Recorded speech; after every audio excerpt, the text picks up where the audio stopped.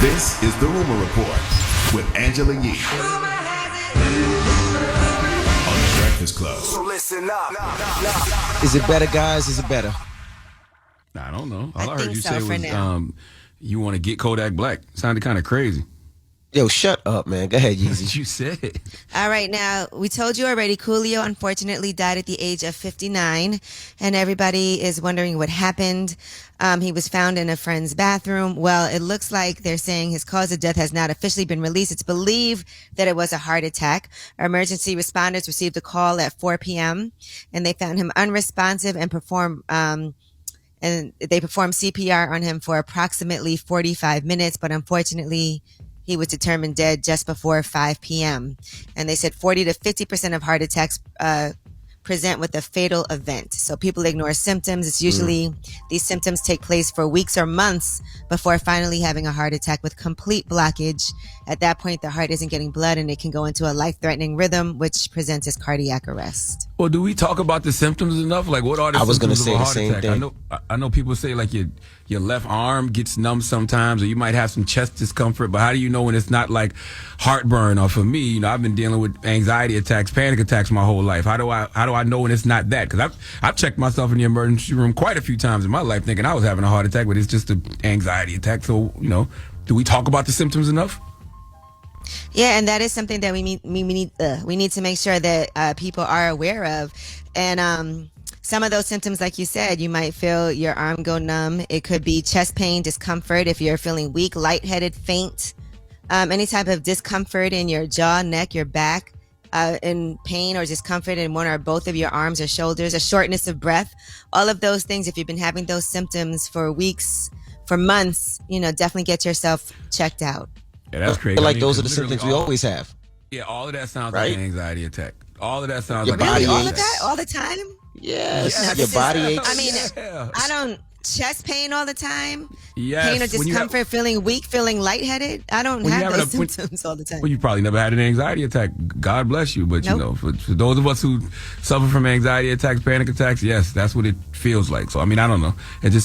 I don't know the difference between the symptoms of a heart attack and the anxiety, panic attacks. But And especially You like better me, I learn. fly a lot, so I always feel like I got a pain from flying, or I slept the wrong way, or 'cause it's a whole bunch of everything, and I don't know what an anxiety attack is. So you just learn how to deal with it. You just think it's a pain and it'll go away tomorrow. So I don't know if I'm in the motion of having a heart attack or not. Like Charlamagne said, I've been to the emergency room a couple times thinking I'm about to have a heart attack, and they look at me like I'm crazy. yeah, panic Well, attacks I and would heart say attacks if both this is cause something- chest discomfort.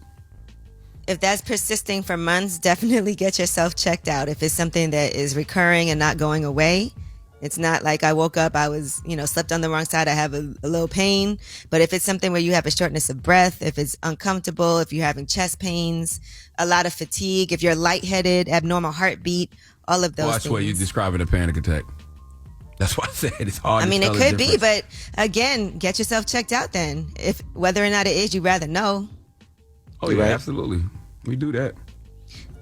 All right, now Matt Barnes, he sat down with Vlad on Vlad TV, and he talked about what he knows about the Ime Udoka situation and how serious it is. If everything comes out, he'll be lucky if he coaches in the NBA again. To be honest with you, Oh, you think it's that bad? I think it's pretty. I think it's pretty heavy, man. It's just some stuff you can't do. You know what I mean? Because some stuff you can't do. So it's just like, again, not judging, to each his own. I've made plenty of mistakes, but if everything comes out, it could get extra hot in the kitchen for him. He Matt said not it's wrong. also the person who he cheated with is part of the issue.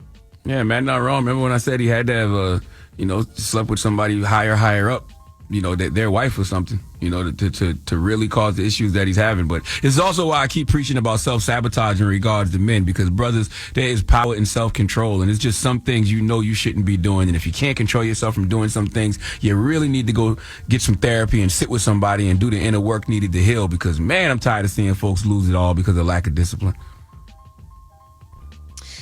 Yeah, and it feels like a lot of people know what happened, so I can't see how much longer this will be under wraps.